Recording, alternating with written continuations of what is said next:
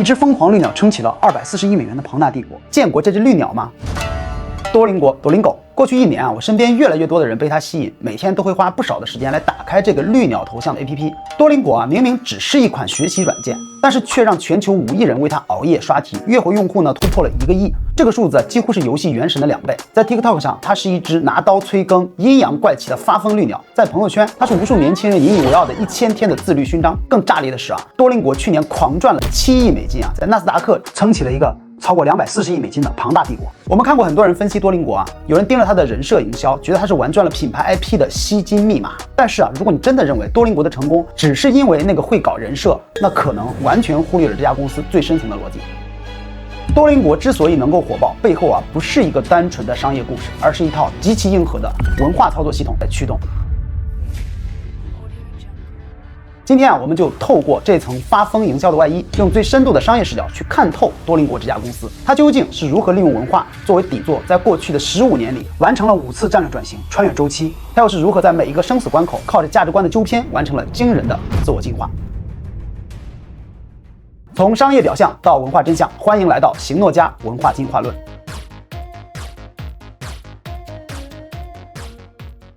要想看透多邻国，我们首先得从它的历史纵深拉开。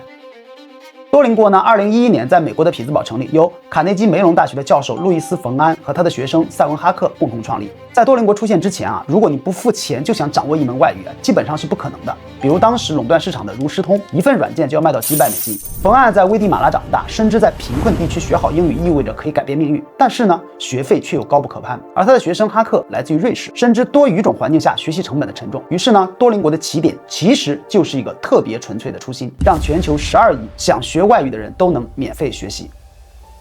就这么一个纯粹的初心，成了多邻国最底层的文化基因。那如何才能免费呢？这是多邻国的第一个战略阶段必须克服的难题。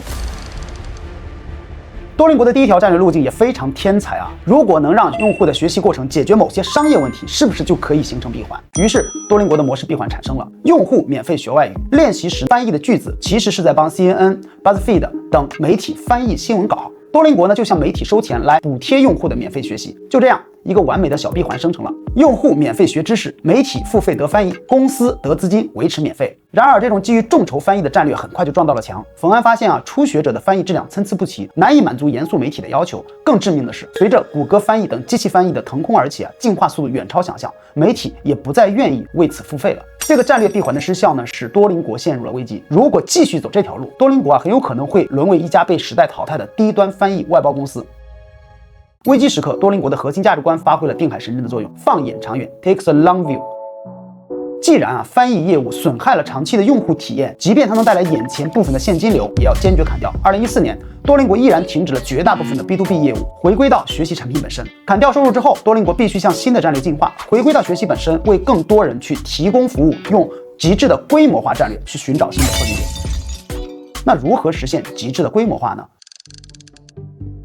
多邻国敏锐地观察到啊，每一个用户他其实在学习的时候，并不是想成为语言专家，他们其实很在意在这个碎片时间里学习带来的那种成就感。于是多邻国就正式开启了游戏化的革命。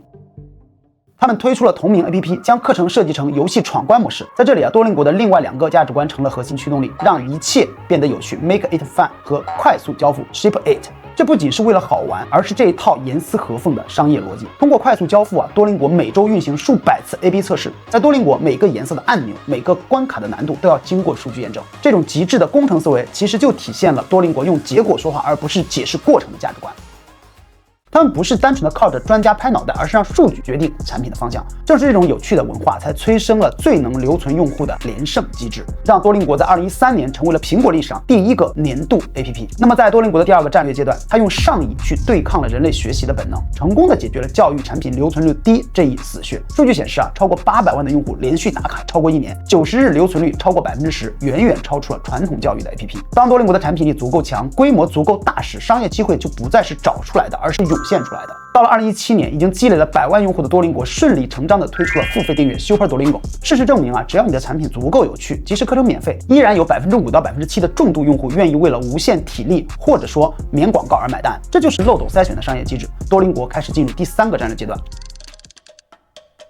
他们从极致规模化的免费用户中漏斗筛选出少量的高粘性付费用户。同时呢，在这个阶段还涌现出了新的业务——多邻国英语测试 DET。多邻国在价值观提高标准的驱动下，去挑战解决更多外语学习中的几乎固化的现实问题。比如雅思、托福，他们虽然很权威，但是呢，物理考场的限制多，费用贵，效率低。多邻国并没有说我要做一个低配版的廉价的雅思、托福，而是说我利用技术在防作弊和出分速度上重新定义，进而形成了行业标杆。他们将考试的门槛降到了49美元，却把监考的技术标准拉到了更高。当2020年新冠疫情导致全球考场关闭时，DET 瞬间填补了真空。数据是惊人的，2020年多邻国的营收达到了1.61亿美元，较2019年暴增129%。认可 DET 的高校也从600所迅速突破到了3000所。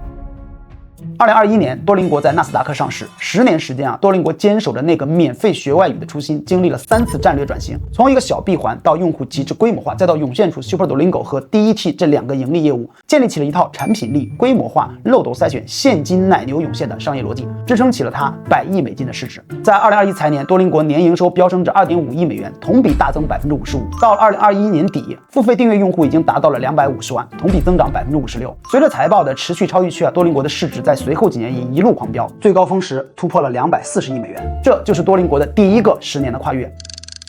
它向资本市场证明了，当一个组织拥有强大的文化底座，即便走最艰难的免费之路，也能赚到全世界的钱。第一个10年过去，多邻国从一个为了生存而寻找模式的创业公司，进化成了一个通过使命驱动持续涌现的行业巨头。站在100亿美金市值的关口，冯安意识到外语不再是边界，多邻国真正的野心才刚刚开始。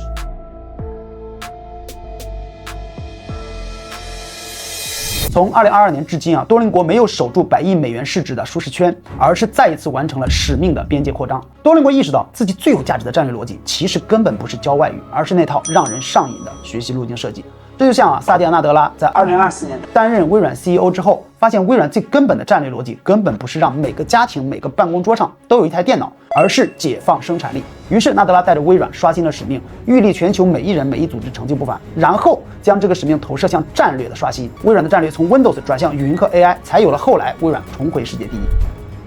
多邻国也是如此他们敏锐地意识到自己的使命要从免费学外语进化为设计让人上瘾的教育，让教育更简单，让人们变得更好。这个使命边界的扩宽催生了多邻国的第4阶段战略——跨学科融合。2022年10月，多邻国正式推出了数学和音乐课程，随后甚至切入了国际象棋。一个教外语的软件，为什么敢去做数学？为什么敢跨界到音乐，甚至国际象棋呢？因为在多邻国新的战略逻辑里边，教育的本质就是路径设计。只要掌握了那套让5亿人上瘾的算法模具，数学计算题也可以变成消消乐，复杂的乐理也可以变成打怪升级。多邻国不再把自己定义成一个语言工具，而是一个输出底层学习算法的全科教育平台。这一战略彻底打破了学科的增长天花板。到2025年，多邻国的日活用户恐怖地突破了5000万大关，完成了从语言工具向全科教育平台的惊人跨越。为了支撑全球化的全科扩张，光靠人工内容生产已经无法满足指数级增长的需求。于是，多邻国迈出了最坚决的一步，转向 AI First。2023年，多邻国成为 OpenAI 的首批合作伙伴。而在2024年初，为了彻底实现 AI 化，它主动削减了约10%的外包翻译人员，转而将重心全部压在 GPT-4 驱动的内容生态上。这种自我重构的勇气，来自于多邻国文化中那句“我们始终压住技术”。文化在这里表现为一种极强的战略对齐能力。当新技术出现时，它没有像传统教育机构那样视而不见，甚至试图抵制，而是利用文化共识迅速重组组织结构，完成了从科技公司向 AI 公司的彻底迭代。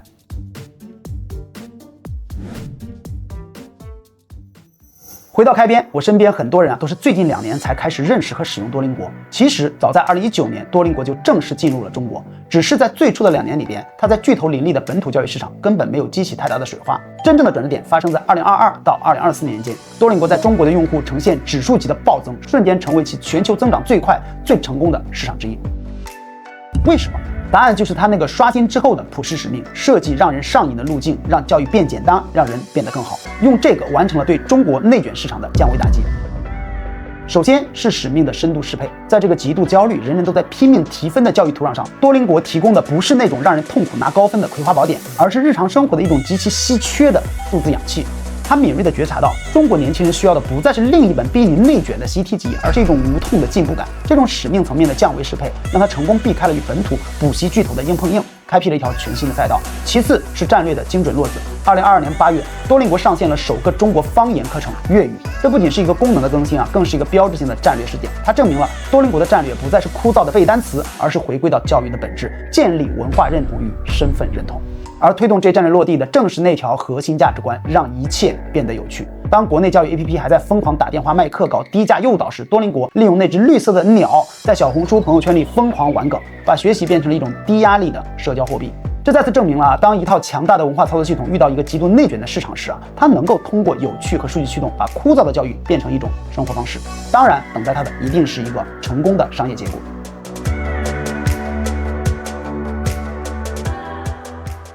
看完多邻国15年的发展，我想我们都再次坚定使命就是那个指引方向的北极星，战略是抵达使命的路径，而价值观决定了你走路的方式。多邻国在15年里用5次战略穿越，告诉我们如何用使命和价值观与战略高度协同，才能保持进化，穿越周期。